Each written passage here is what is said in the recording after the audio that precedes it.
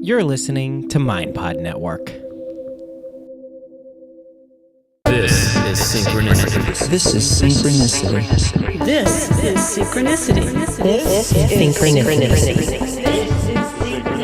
This is Synchronicity. This is Synchronicity.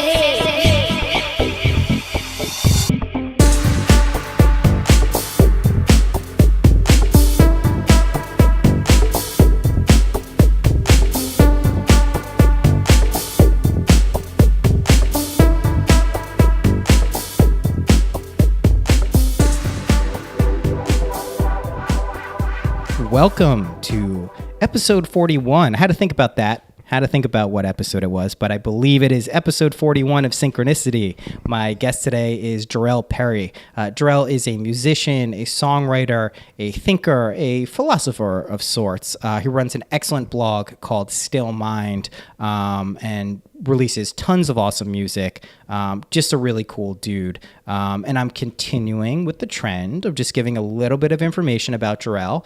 And if you want to find out more, you listen to the episode. I don't need to tell you exactly what happens, but suffice it to say, Jarell is very, very cool. He also has a very cool Spotify playlist. You know, I'm a fan of those. I put some of those together for this podcast, which I am embedding on the podcast page, which you can find on syncpodcast.com. That's syncpodcast.com and mindpodnetwork.com/Noah, or just mindpodnetwork.com. By the time you hear this, it should be on the front page. So I'm going to embed that playlist that Jarell has put together, which I've been listening to. Fantastico, very nice. Okay, so book giveaway winner from last week is Jean. You won a copy of Women by Charles Bukowski, one of my favorite books.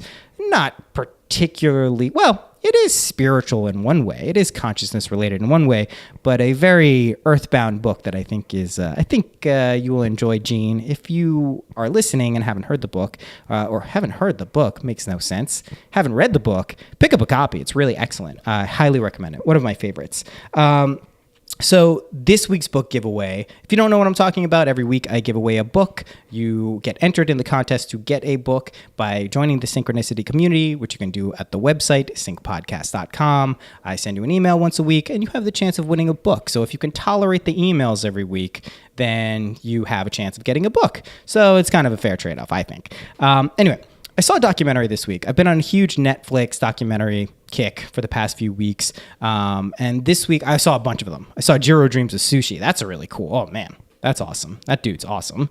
But I saw a movie called Monk with the Camera, which is the story of Nick Vreeland, who is the first he's the first person in charge of a Tibetan monastery who's a Westerner.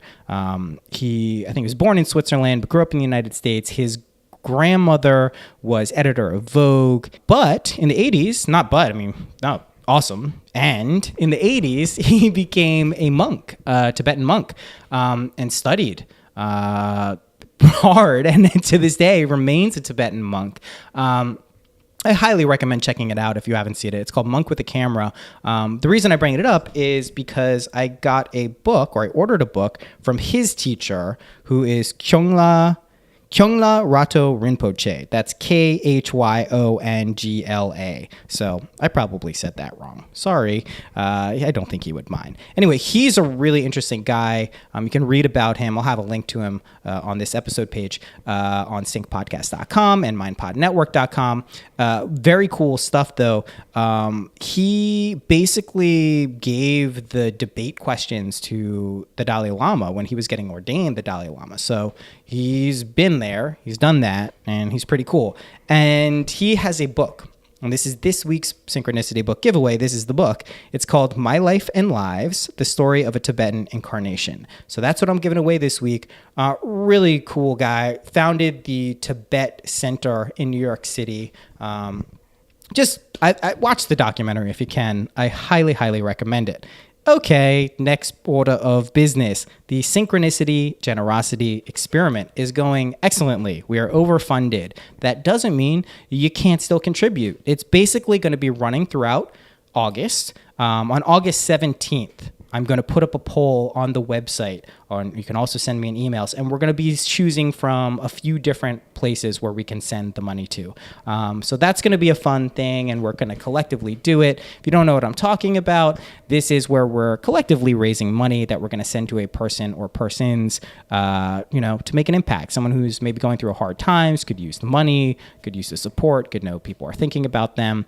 So that's what this is. I think it'll be cool. Like if we send, let's try to get to $1,000. We're at 700 right now. I think we can do it. I'm going to kick in some more money.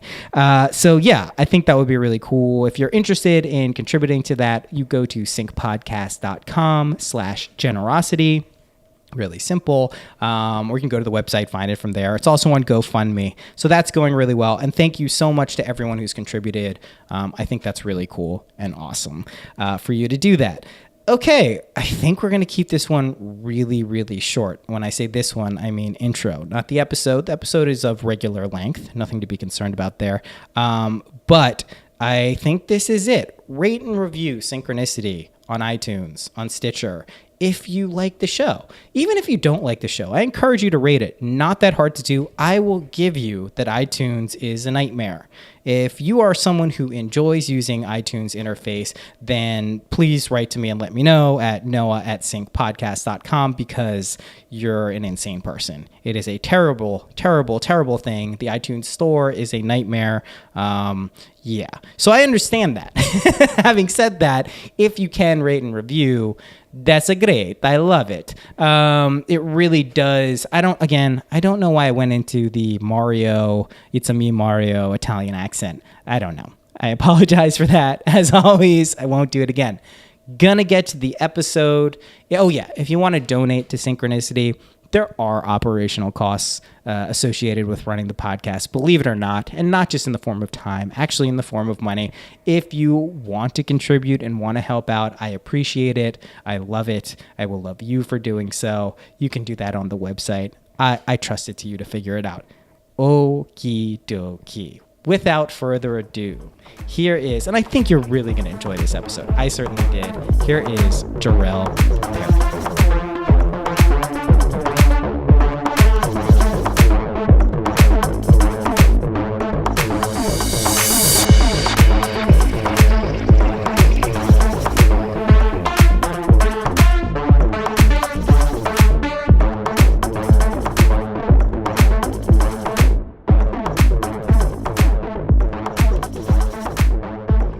How you doing, man? I'm good, dude. It's just, it's always a busy day or busy in my up here. So well, let's just jump right in and start there, because first of all, thank you so much for coming on too. Oh. Like been looking forward to this one. I'm honored. Yeah. Well, thanks for having me. Yeah. But this is going to be a good one. But so I just started doing this thing that my friend recommended to me. And I think this fits in to kind of like what you're doing with Still Mind and like the community you've set up with the email list there too. But he recommended that I started keeping like a checklist for what I wanted to do throughout the week, for the next day. And, I am someone who can get shit done, pretty much everything I need to get done without a checklist. But I found with the checklist, I'm so much more productive. I'm so much more calm. I have so much more of an awareness of what I am good at, what I'm supposed to be doing, what I'm not doing, what I actually care about. It's been totally transformative in terms of like how I'm getting stuff done, and I'm loving it. Like I just feel better, and it's crazy how something simple. The general premise is your mind in your head isn't a place where you store like ideas and thoughts and things to do. It's a creativity machine, and letting it function as such actually increases everything around you. Creativity, what you can focus on, who you want to focus on it with. So it's interesting you mentioned, because I get it. It's always busy in my head too. So. Yeah, no, I mean, I'll be honest with you. I'm kind of a list fanatic. But also I go through ebbs and flows. Like sometimes I'm not writing anything down, and then the other times I'm just writing everything. But I do agree with you. It's kind of like a faucet, right? You have to let it go, let those ideas flow, get them out, and onto a page, or I carry, obviously I have my phone on me all the time, but I use Evernote, that app. Yep. I use Evernote for so many ideas, whether it be for songs or for blog posts or just general thoughts.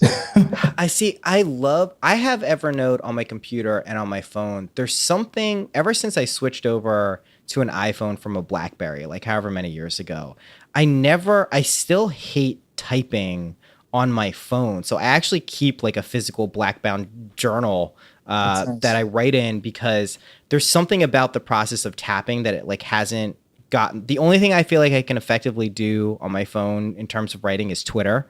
Like I've used it for so long that like I'm fast enough that like I'm doing what I want, or like, Right. but I don't love texting on it, but Evernote is so cool. I just feel like the barrier between me having the ideas and always being on my device, I can't get over it. Yeah. But I know so many people love Evernote. Yeah, I like Evernote just because for me going back, like I'm much more likely to go back into my phone or into this So app true. to see what's going on in there, and then I could finish it on the computer if I'm gonna flesh out like a full on essay or my life's memoirs or something. I could do that. Whereas when I write stuff down in a notebook, it's usually there for the day and then it's gone, or I lose it or I forget it. Yeah. Or something like that. But I try to find a balance, but sometimes like I even had a back of a receipt that I was writing on the other day. Yeah. And it was just like, it kind of looked like a mini micro whiteboard of sorts, just like ideas, but also tasks, but also just everything. I have those too. I have them like on the back of envelopes, these weird like hieroglyphic looking things and notes and stuff that we're doing. So, okay, let's talk about what you're up to though, because I first got tuned into you by Yoshino, who has a podcast on MindPod Network, which I run. And I think the first thing I saw from Yoshino was the video for Relapse, right? Right. Mm-hmm. Oh man. And I was like, holy shit. Like really like visually incredible, of course. But the music also, like you can't bullshit that. It's like really good. So I was like, who is it? He's like, oh, it's my buddy Jarell. It's like, you guys should talk. We spoke a few weeks ago and we set this up. And I've seen you release songs since then.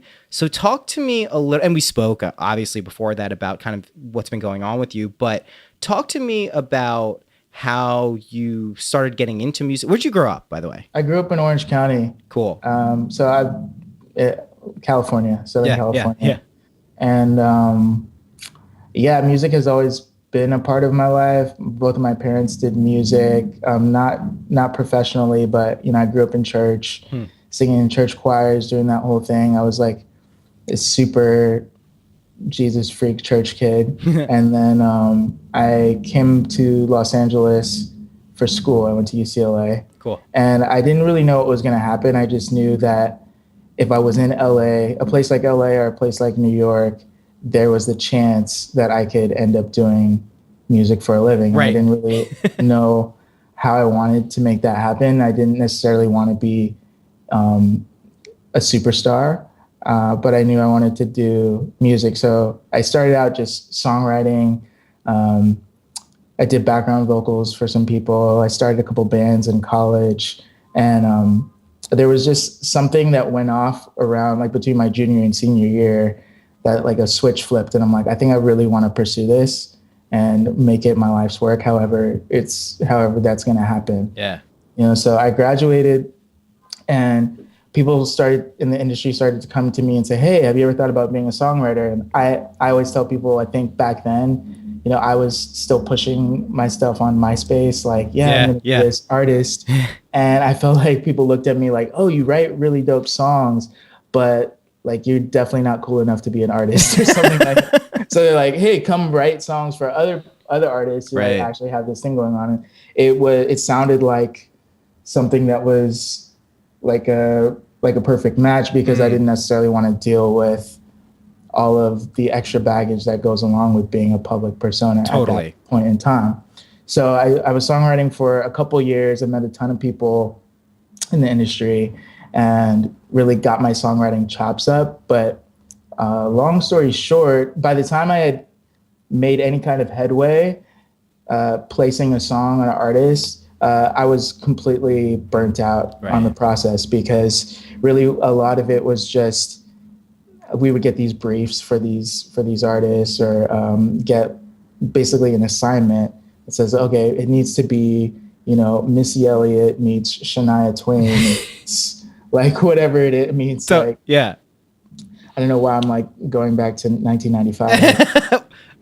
It's good music though. It's good music then. And it's like, it was kind of like, it became a very mechanical process, and instead of a creative one for me.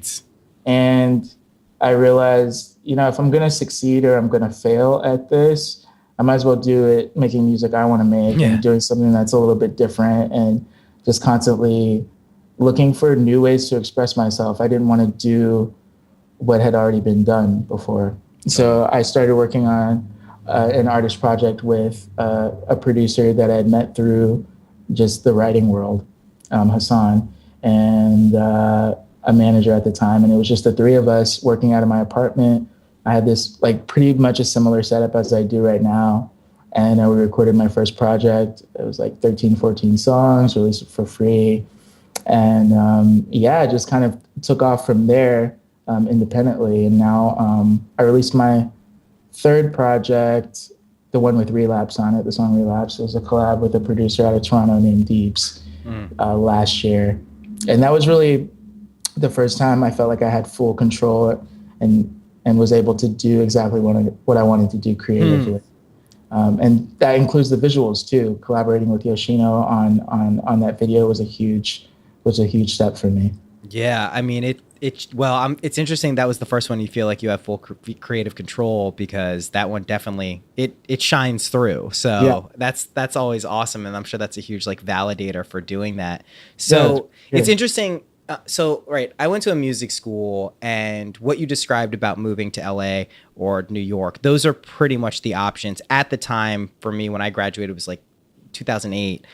The only other place you could potentially go, there were two other places, would be like Miami, but it really wasn't as cool as the other two places for production, and Nashville, if you wanted to be a songwriter in that particular vein. But really, it's very interesting when you're in a creative field like that for music, there are only like so many real places where everyone consolidates. I find that like a fascinating thing, because like so many of the people I speak to who I was friends with in college, who are afterwards, they're in LA or New York. Like those are the two places. But then also trying to kind of, I don't want to say hedging your bets, but trying to find something that allows you to do kind of what you're doing, but not fully what you're doing, is such a tempting, and just everyone, I did that, right? It's also really hard, I think, on some levels to make the decision that I'm going to be a creative as a living, right? Especially for people who like really don't, the starving artist mentality is not something everyone wants to latch into. They want to have some security in their lives. They want to have some, and they seem like kind of mutually exclusive things at times, but they're not always. And if you don't fully commit to it, you can't ever really get the results that you want. So talk about a little about your process through the music world and your evolution as an artist, and how Still Mind, which is an awesome blog you run, it's a community, it's so fucking cool. Like I do this for a living. I set these things up, and I told you as soon as I got your emails, your automated emails, I was like, dude, this is awesome. This is exactly how you do it. You're using all the tools I'd use. So where did Still Mind how did that emerge? And explain a little bit about what that is. Yeah. So we talked about, there was a first part of that question, right? Which is like, okay, how do you find your center really between being the creative person you want to be and also making a living? And I think, everyone's heard about this 10,000 hour rule, and that's definitely no joke. I mean, starting out, I just really wanted to make music no matter what, and I did a lot of things that I wouldn't do now, because I was just so hungry for the experience and just open to any and every opportunity, which I think for most people, like unless you have a certain kind of privilege that others don't have, like that's really how you have to start. You have out. to, man. Yeah, and you're gonna make mistakes. And work with weird people. Back. Yeah, it is. Yeah, there's so much stuff. Like I will not mention it, but it's out there and you can find it. Yeah. I was doing everything from YouTube covers to Totally. like super crazy EDM stuff in foreign countries to to everything, all while working a 9-to-5 job too. So I graduated with a degree in political science and communications, and I worked at a law firm, and then I worked in advertising for a couple of years, and only recently was able to like break out of that. But it took a lot of sleepless nights to get to a point where, okay, not only am I confident in my skill set, but I also have the experience to, to know intuitively, what are the decisions that I need to make at a certain time, like for my career, for me to stay sane and for me to also sustain myself. And I think, so and for the second part of that question with Still Mind, really that was basically the second phase of my artistic career. So the first project I did in 2013 and the second one in 2014, it was a really tight-knit group of people. It was me, my producer Hassan, and my manager at the time.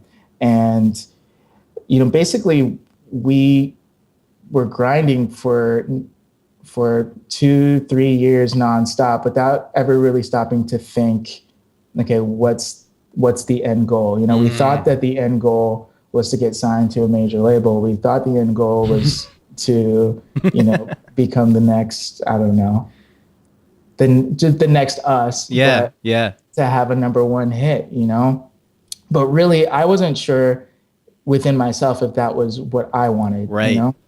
But like I said before, when you're starting out, you'll really do anything and everything to make it work.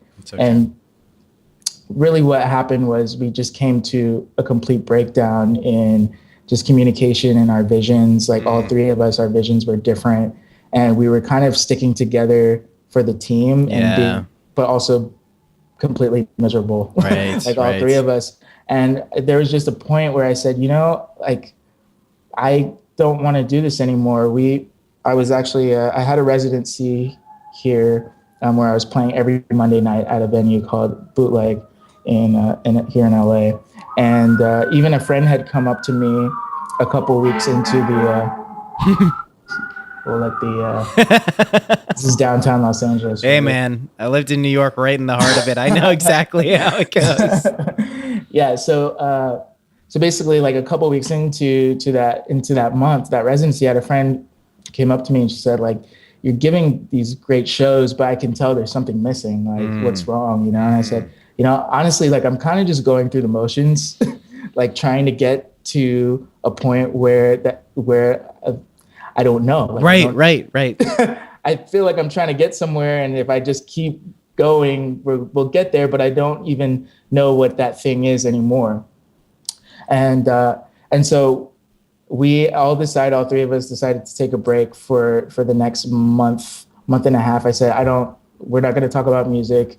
We're actually like, two of us were actually living together in like a studio apartment at the time, which is also a whole other situation that drove me crazy. So I was like, okay, like you got to move out. Like I got to have time on my own to just get my shit together. So we did that. I took a break. I started really deep diving into the personal development space, like reading books. Like we talked about The War of Art. Yeah. Stephen Pressfield. Like that book really like changed my whole perspective because it was so what I needed at that point in time. And all of these other things leading up to that point had really led me in this direction of mindfulness as really a strategy, like a long-term strategy or in lifestyle, for surviving. Like it was really like a survival mechanism for me. I'm like, if I don't get my mind right, then I don't think I can do this. Like I don't think I can be an artist, and I don't think I could be a happy person. And I don't think I'm gonna make it. It's amazing how many people do not factor that into the equation. It's pretty nuts. I mean, I would say the majority of people don't actually think about that. They do you set a goal or an idea or something and you work towards it. And then, like you said, it was getting signed to a label, and then we wanted a number one, and then we wanted this, but then you don't necessarily realize the whys behind it. Exactly. And yeah, no, continue, not to cut you off. No, yeah. And so we were getting really close to that point, but things kept coming up where it was like, all right, if we sign to this label, then what does that mean? And, you know, they like this, but they don't like this. Like, what kind of compromises are we going to have to make? And like I said before, all of these signs were leading up to it. Like, I had done some work with Russell Simmons after I had read this book of his called Super Rich, which also talks about meditation and mindfulness and giving as a means of really getting life, and like all of these things that were really resonant with me. And then we were invited by Deepak Chopra to go down to his center and perform, and that was like a whole other so cool. validation. Yeah, and that happened actually. We actually went down there a couple months after we had taken that break, and I was like, I think this is something. You know, there's something going on here, and then just the still mind, the concept for still mind just really came to me in that process. And I didn't really know what it was going to be, but I knew it was going to be a part of my life's work in the long term. We had struggled to really find what my identity as an artist was going to be, what the brand, what the imaging was. That was like a huge part of the problem. Because I wanted to live my life from the inside out and be transparent and authentic, but it was in competition with what we thought. What's the market gonna want? Like, what sensational thing can we do? Absolutely. Like, what are you gonna dress like? How are you gonna talk? Like, all of these things that I was really uncomfortable with made me really insecure about myself. Totally. And so when I finally came to a point where I was like, oh shit, mindfulness, like being who I am. Like, what a novel concept. I know. Like being who I am, like finding out who I am, like discovering myself. That's cool. Like, I'm kind of interested in that anyways, you know? So I was like, well, why not make this a part of my image? Like, why not make this a part of the larger vision, you know? Yeah. And so let's see. So through that came Still Mind, and started out as a collective and a personal development blog where I just shared my own introspective stories based on my journey at the time. It's basically me saying, hey, I'm an artist, I'm a creative, and I've had countless conversations with other people like me, not just musicians, but painters, photographers like Yoshino. And we're all kind of in the same process and journey together, trying to figure out, you know, how to maintain a balanced life and also create art that we believe in. Let's commiserate together and also rise together. Yes. By being vulnerable and creating a culture of empathy and self-care and this whole thing. You know, I'm just starting out, but let's do this together. Yeah, I mean, I love it. And that's how we ultimately got in touch too, was through Yoshino, which is kind of what I'm trying to do with MindPod Network and partnering up with as many people and organizations who are like-minded, because like, you know, you worked in the music industry, you work in the music industry.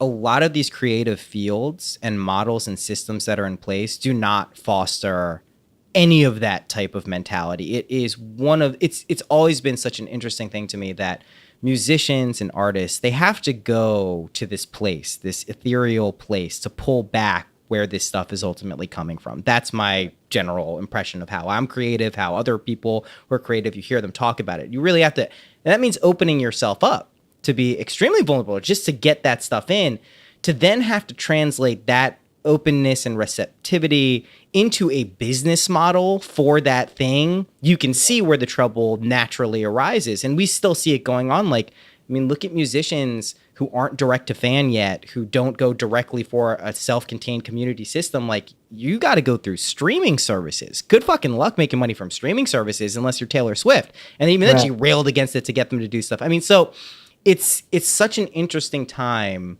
because technology is changing the levels of access and communication we have with people who respond to us. This podcast for me has been like one of the most eye-opening things in terms of my creative development, because I have something that I have to do every single week. I have multiple recordings. I have to get it out. I've stuck in my music in the intros and the outros. It's a way to get stuff out, and the response has been incredible. But this is a uncharted territory for building any type of awareness about what's going on. But yet these systems still are in place. There are still major record labels. There are still agents. There are still people who want a piece of the pie. There are still people who recognize some talent and see a way to make money from that exclusively, rather than focusing on this holistic mission of like, hey, like this place where we're getting this stuff from and that we're communicating. And a lot of people, just to be clear, this is why even if artists don't know this, they do this to help people, to offer something of value, to either help someone in a difficult time, to express themselves, which is a way of helping themselves, which helps other people. That's what the inherent real value is. Most talented, awesome artists do not start from the place of, I'm going to be rich. Nowadays, maybe people have the aspiration to be a pop star from jump, but that's such a weird way of approaching anything, let alone being a creative endeavor. So what I will say about is this. I love coming in contact with people like you, people like Yoshino, other people who are part of MindPod Network. I'm sure other people are part of Stillmind who I don't even know, because it seems that the tide is rising collectively. It seems like more people are keying in like a way to make this evolve. I don't think these systems have evolved yet. I also think it's going to be something that comes from both the bottom up and the top down. I think there are going to need to be major players in all creative fields who say, no, enough of this bullshit. Like, we can have a living, we can support our people and what we're doing and put good art out there, and it doesn't have to be in this way. Right. I get a sense it's coming soon, but it's exciting. And it's exciting to see people actually like all tuning into this kind of idea that everyone seems to be tuning into. Yeah, I feel like it's really this idea of like a holistic sense and mindfulness and just like taking care of yourself is truly something that's trending. And I think it's just by nature of necessity, because we've become so connected and so glued to our devices, and technology is something that's been hugely important. I mean, we wouldn't even be here without it. I know I would not be doing what I do musically, anything like that, if it weren't for the technology. But we are now forced to face the consequences, like the downsides of that technology and how we're going to compensate for that, you know, which is really just going back to who we really are, the things that are innately human, the things that you can't get from an app or you know, from a streaming service. That's right. Like that, you know, and I agree with you. I think it's only going to get better. As far as the gatekeepers and the major label system, I mean, that's capitalism. You know what I mean? Like that's just another part of, it's like a microcosm of the macrocosm. You know? Absolutely. I mean, until the revolution, I don't know what's going to happen there. So let's talk about that. No, let's actually delve into this, because we live in such, you know, the old Chinese saying, like, a curse is, may you be born in interesting times. Like, then we are all super fucking cursed, because this is the weirdest, like, we're having this conversation amidst two things that are really at the forefront of my consciousness. There's many, but there's the Republican National Convention, which is insane, like actually legitimately insane. And we're also in the midst of, we've been in the midst of it. The police seem to be really just shooting black people. Like it's like going out of style. Like today, this Charles Kinsey thing, this guy was, for people who don't know, this just happened today. Is in Florida, there was an autistic guy who got from a assisted living place. A black guy who was his therapist went out. You know, this guy went into the middle of the street with a toy truck, and it's like obstructing traffic. And someone called the cops. Maybe something about him doing suicide, something weird. They might have thought the truck was a gun. Black caregiver goes out, literally is on the ground with his hands straight up, like.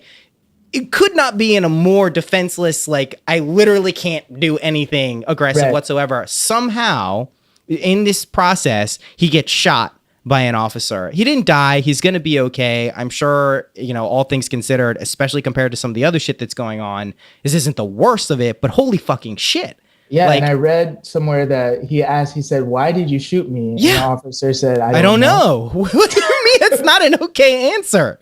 That's Not an literally okay like answer. it's so I mean this is an issue that, and I've seen you tweet about it. I see on my social media feed.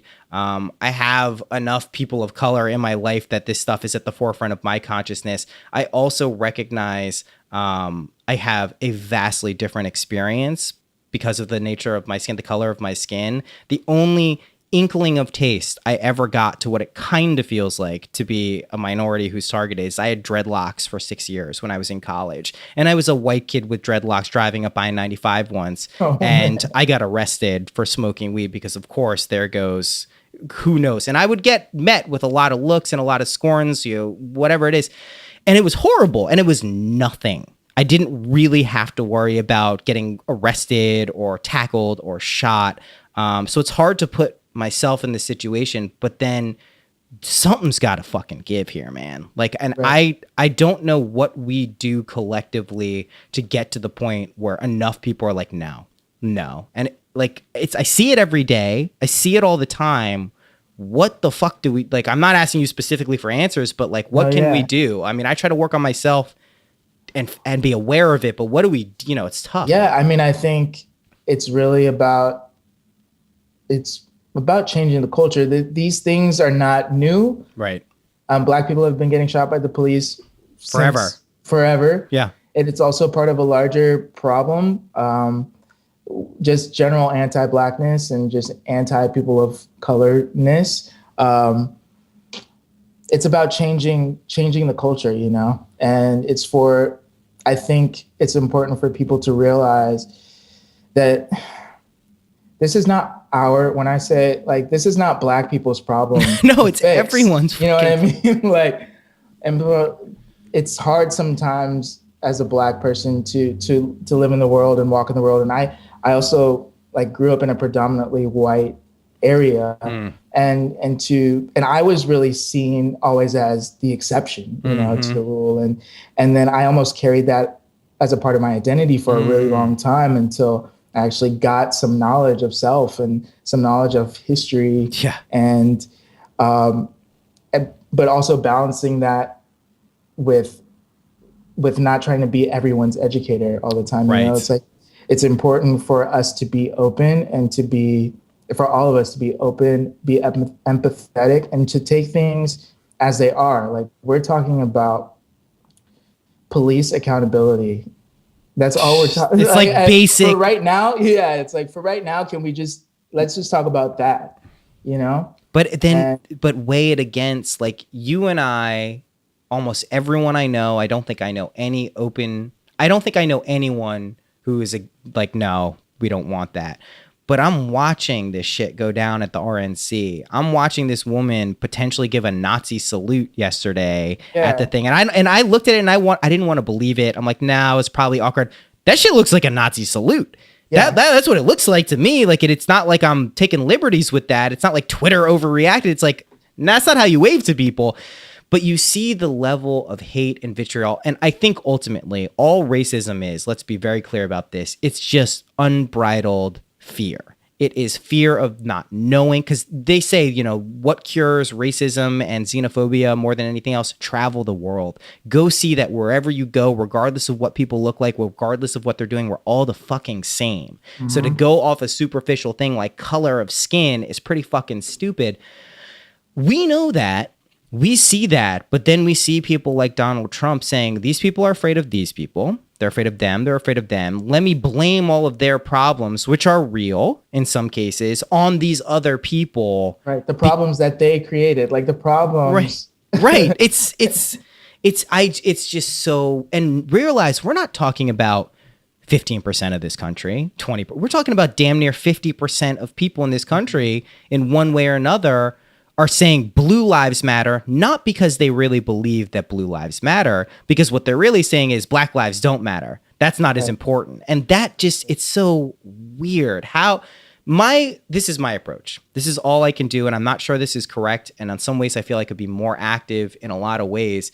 I just take it all in. I don't turn away from what's going on. And I actively try to quiet and acknowledge the part of myself that gets angry, sad, overwhelmed by the horribleness that goes on, but be aware of it, but deal with it and say how at least work on myself to extend that out to the world. And I would just pose to also once you come to that awareness, it's like in the same way that, you know, I came to a self-realization that led me to Still Mind. It's like, okay, when we come to understand what this system is, what privilege is, and what's really going on in the world, let's go out and have that conversation on a daily basis with the people that we love, like with the people that matter. You know, like I have had to have difficult conversations with some of my family members about LGBT issues, you know. So that kind of conversation carries over into all of these other arenas of injustice, and and just being vigilant and not just not letting that be acceptable. Like on the smallest level of hate speech or jokes, or I mean, this RNC stuff I really haven't been watching because I don't because it's like torture. I just don't want to punk myself. I feel like the media is really making a fool out of us right now. This election cycle doesn't seem like an election so much as entertainment anymore. It's circus. Especially the RNC stuff. And I'm just individually, I'm not here for it. Like, totally. I feel like there's better things I could spend my time on. Without a doubt. And it's really been a distraction to the real issues. It's like, oh, look how ridiculous this is. Like, it's not funny anymore. That's right.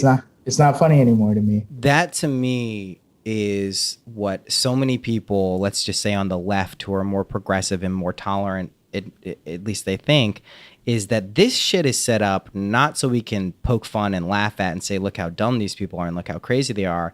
It's set up to provoke a reaction in people, to set up an us versus them paradigm. So when you can easily demonize, in the same way that some of these people are demonizing black people, if you can easily demonize them for hating black people or being ignorant, you're falling into the same trap that they just fell into. So I try to watch it because I was talking with my friend. He's like, I can't watch this shit. It makes me too angry. Like, I'm not going to fall. I'm not going to be manipulated. I'm like, dude, if you can watch it, recognize that this is the most wrong, fucked up shit on so many levels, from the media being complicit, from what they're actually saying to the people they're trying to target.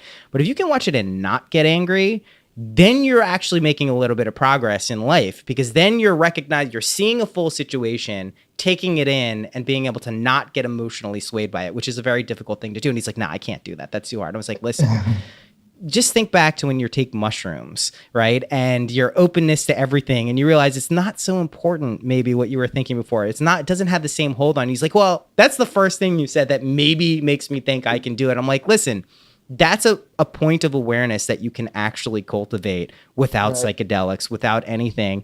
And these things are here to bump up against us, I believe, to get that out, to wear it away, the sandpaper, so we can actually start to engage with the world, like you said, not so we can go live it's easy to go live in a cave and do nothing and not think about it. Anyone can do that, right? To actually engage in all this craziness and try to have a positive impact in a real way that doesn't drive you crazy. That's a fucking game I'm into. I like that challenge. Yeah, I mean, I so badly want to hit the eject button sometimes, you know, but we're still here, you know.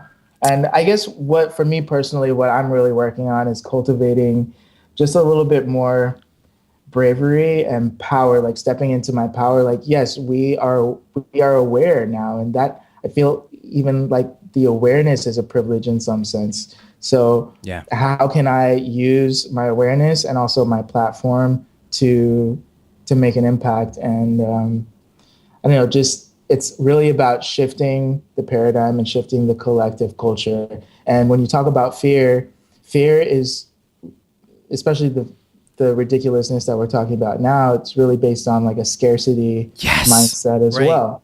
You know, and if we can all of us come together and be proactive in really changing the systems and changing our mindset to more abundance rather than scarcity, then we can begin to deal with some of that fear. I don't think that fear ever goes away. No. It's just about acknowledging, look, y'all are afraid, but this is the truth. You know, this is really our truth. Let's all agree to start working on it together.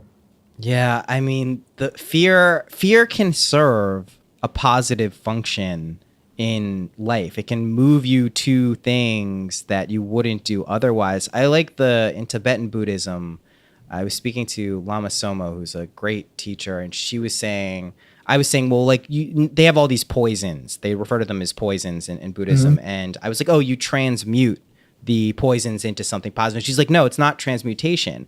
It's actually just whittling it down. It's the essence of it. It's not changing it into something different. It's just removing these layers until you get to the clear luminosity and essence of what's going on. So they're actually the same thing. Could be even an entryway into getting to those places. Admittedly, it can be very hard to recognize that in the face of all the shit that's going on. Like, watch the Alton Sterling video and try to maintain that. Like, unless you're a yogi who's totally tuned into this shit, it's not the easiest thing to do. Right.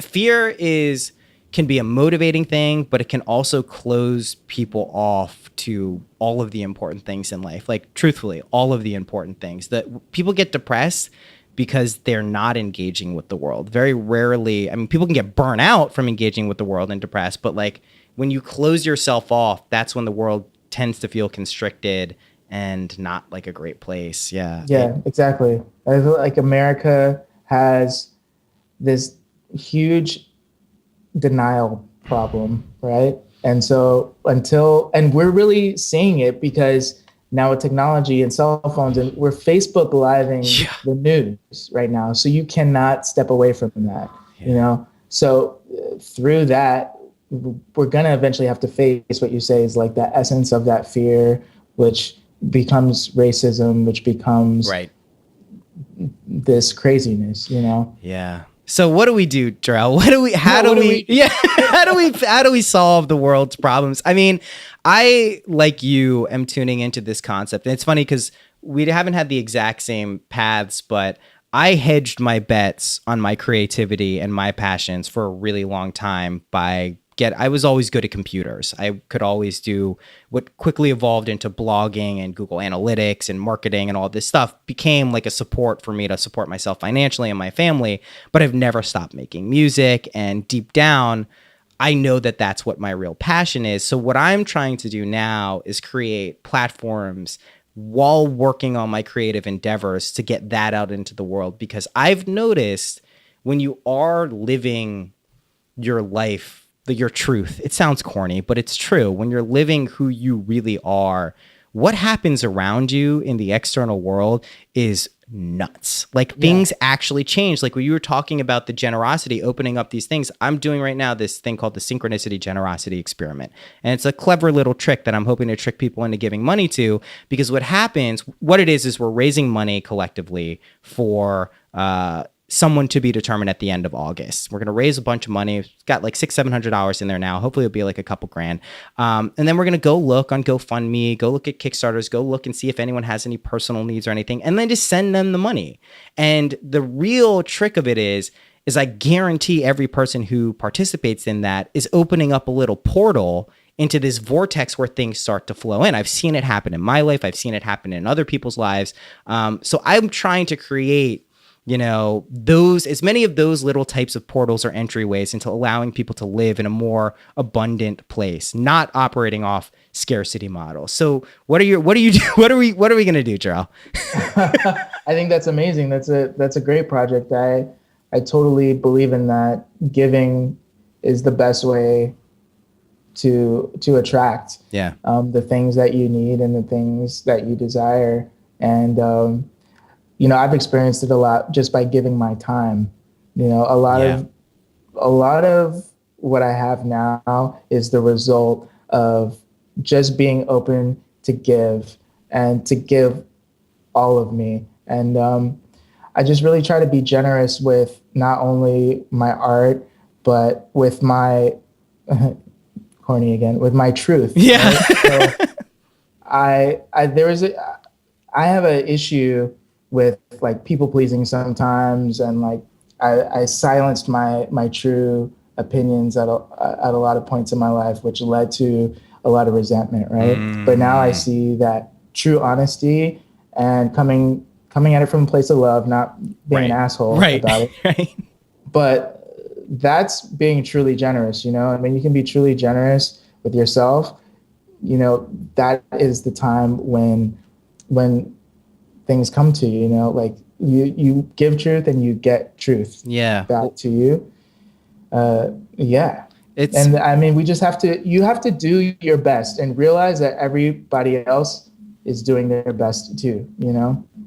And with whatever it is, like you and me, Noah, might not be able to solve all of the world's problems, but we can, I know, damn. We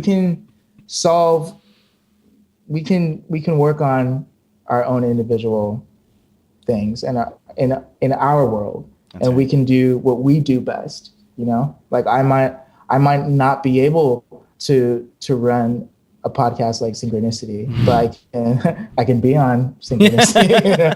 And then I can be on somewhere else, or I can create content for Still Mind, you know, that hits people in a certain place at a certain time where they need it, you know? So that's the part that I'm working on. You're working on your part, and together we're just kind of like putting the puzzle pieces together. It's what it feels like, and I'm hoping people who are listening to this too, who hear us talking about this, are also inspired to do that. Like that's, if there's one thing, I usually do not talk directly to the audience when we're having a conversation, but I feel this is valuable. If you do feel like you have something to communicate or contribute out there into the world, and it is something that resonates inside of yourself, do it.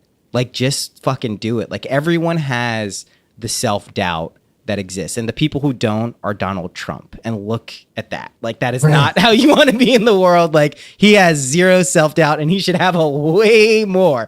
But if you do have it, just start creating, doing things. It doesn't matter if you're a painter, if you're a photographer, if you're a musician, if you're an actor, if you're a writer, like do those things that make you happy and take it seriously. That's like what we mentioned it before. The War of Art, Stephen Pressfield. Did you finish his latest book, by the way? The No One Wants to Read Your Bullshit? Oh, yeah. Yeah, I finished it too. It's pretty good. I thought it was fascinating how he took the structure and laid out how that even follows a narrative, The War of Art, and how his editor helped put that together and sequenced it like the heroes. I thought it was amazing.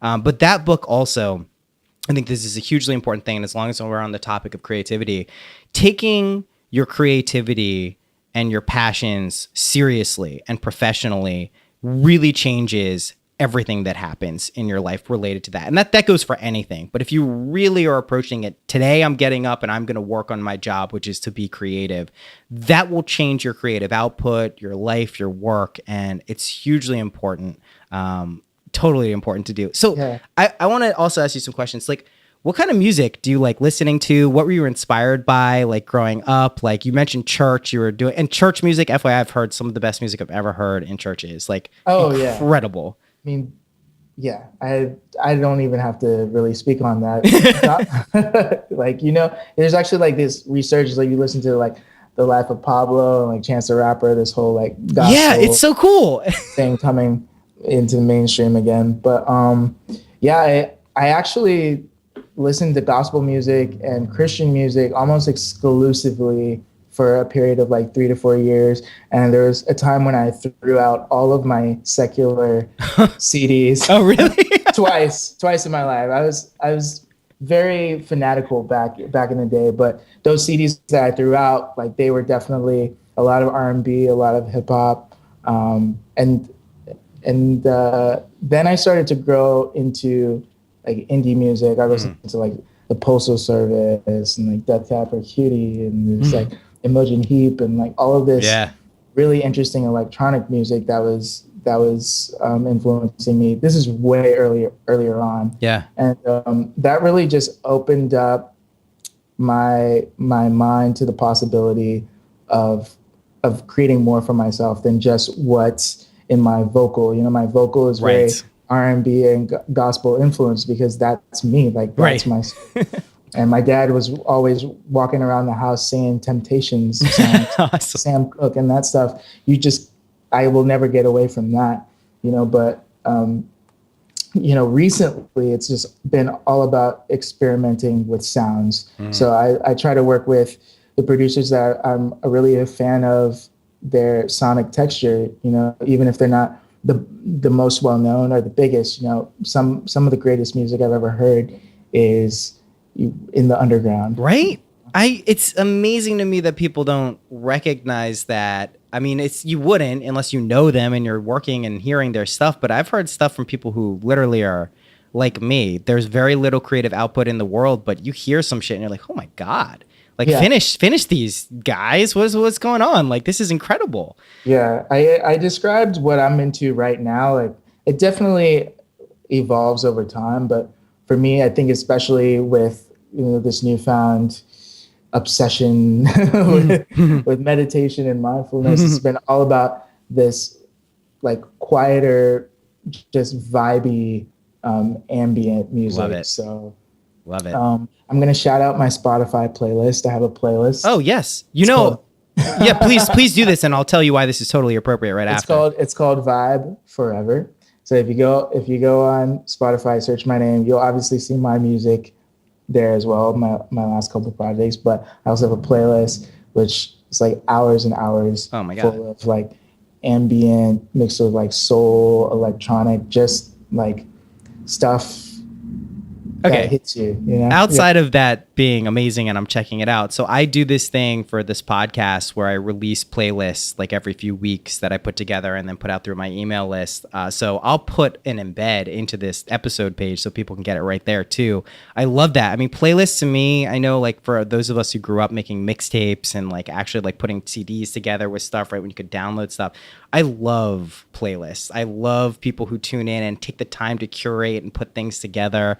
There's no better time to do it now because it's amazing. So much access, right? Incredible. And it's really cool because now it's like a lot of the artists on my playlist are actually friends of mine and people that I've collaborated with. So it's like it's always cool to like hear the song and then remember the person. And and then I described it to someone in a meeting the other day. Like the music I love right now is music you can cry to in the club. I love it. That I've made some music like that, and I love that type of music. It's like the emotional stuff that hits you in your soul, but still's got a groove, and you can still kind of. I love it, man. Yeah. I hope more and more music starts to be like that, because like I've been a huge electronic music fan for 15, 20 years. Used to go to the clubs back before I used to. This is how I used to get into electronic music clubs. There was a Dutch online music magazine in the late 90s. I forget the name of it now. And I wrote to them. I'm like, listen, this person's coming to my area. I was in Boston then. I was like, hey, they're coming to DC or the Boston. I'll write a review of your thing. I'm like 17, 18, totally not allowed in these places. Would go to the place, get a VIP pass to get in for free, and just like, and I wasn't, this is before I had any conception of drugs. Maybe I was smoking weed, but I was definitely not taking any pills or anything. It meant nothing to me. And I would just stay out for hours at a time. And that, to this day, that music there and all this other stuff, when you develop the skill to hone in to like the real music makers, oh my God, you're going to be happy for the rest of your life because you will find them forever and they're always creating more and more. I love it. Yeah, it's endless. It's so great. Completely endless. All right, so I'm going to end with one question. We'll have to do this again too, and I know we're going to talk in plenty of other ways. But I'm going to end with what I end with for everyone, which is if you could share a practical tip that has helped you in your life for people listening. So something that has really helped you that may not be applicable for everyone, but something that has helped you practically. I would say write things down. We talked about it at the beginning. I'll just way to tie it together. Yeah. Write stuff down because there was a time in my life when I felt like when I was really going through it where I was not inspired. I felt like I had zero ideas. But then I came to a point where, the faucet turned on and now I have so many ideas. And the only way that I could keep getting more ideas without going completely insane is to write things. You got to get them out. No matter what it is, like even if it's just a word or a phrase, like 3 words, or draw, like do something. And it doesn't matter where or how you do it. Just figure out a way to get those ideas down.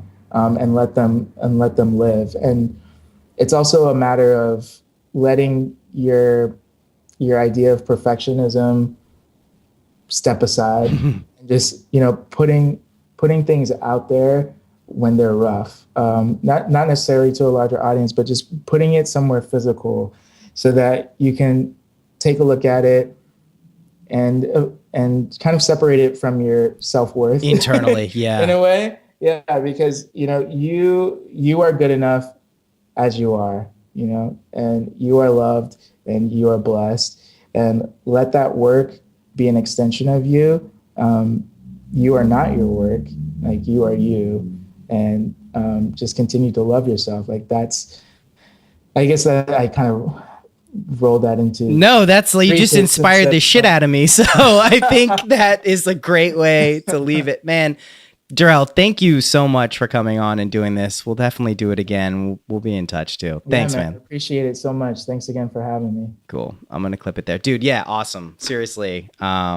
Really, this is going to be good. Also, I don't know if I mentioned this last time, but I'm starting to invite people. If you ever have anything that you want syndicated from Still Mind on MindPod Network, even out to our email list, which is like 8,000 people now, and our social channels, let me know. Because like I took a look. It's all totally on point, and we have like a real network, another place to get it out. And the more we can, get the Venn diagrams crossing over, I'm all for that. So seriously, and no strings attached, no nothing. Just if you need something that is you want out there, let me know and we'll do it. Thanks, man. I appreciate it. Yeah, let's just continue to work together and yeah, make those circles cross or whatever. I really appreciate it. This is really one of the first times I've done a podcast like this. Definitely the first podcast like this. Cool, man. In a while, so I'm thrilled. And yeah, send me any music whenever too. I love hearing music. Oh yeah, for sure. Yeah, we got new music coming out, so I'll definitely send you some previews. Awesome, man. Dude, thanks so much. Dude. Yeah, have a good one. All right, be easy. Peace. Bye.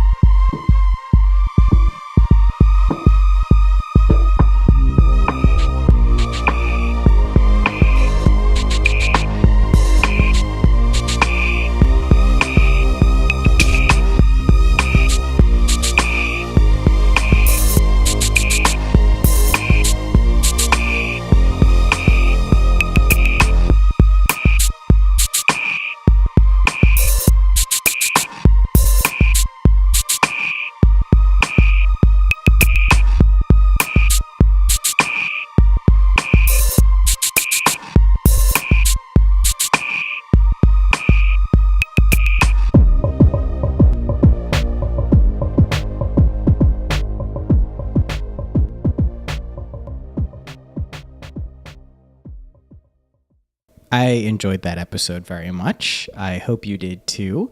As always, you can rate and review Synchronicity on iTunes. Do I got to tell you to do that? I assume if you're hearing this, if you're listening to this, that means you've listened to the podcast at this point. Either that or you've fallen asleep, in which case I will subliminally tell you, rate and review the podcast Synchronicity on iTunes and Stitcher. Rate and review. Now I'm just, I'm sorry. I don't know what I'm doing. Jarell, if you want to find out more about Jarell, which I imagine some of you very, very, hopefully all of you do, check out his blog. It's called Still Mind. You will be able to find it. There will be links on the episode pages for this show. Check out some of his music. Again, I'll have links to that. And also check out the Spotify playlist he put together, which is also on this episode page. What other business? Oh, yes. This mindfulness book that MPN, MindPod Network, is coming out with is going to be pretty cool. I've been reaching out to people this week, seeing who wants to be involved with it. And I'm going to start listing off the names next week so you can get a sense of some of the people who are contributing to this. I think it's going to be very, very cool. I more than think that. I almost can guarantee. No, I can guarantee that it's going to be really cool. And I think you're going to be excited about it. So I will have more news on that. Check out some of the new podcasts on MindPod Network too. Some really good ones. Kelly McLean just came out with a great Tao of comedy with Brad Williams. Haven't checked it out yet, but she was telling me about it before she recorded it, and it just seems really, really excellent. So I'm looking forward to checking that out. There's a lot of other cool stuff coming out from MindPod Network. We have a new podcast with Corey Allen called The Astral Hustle. He also has a meditation course that's coming out soon. I'm going to be happy to share some news about that. There's a lot of fun stuff going on. Also, if you know of someone who you think would be a good guest on Synchronicity, let me know. Write to me, noah@syncpodcast.com, and I'll try to make it happen. Really, truthfully, that simple. Can't guarantee that I can do it, but I will try on your behalf. So that's it. Like I said, rate and review, donate if you want, do the things you want to do, whatever. Thank you, and I will see you next week.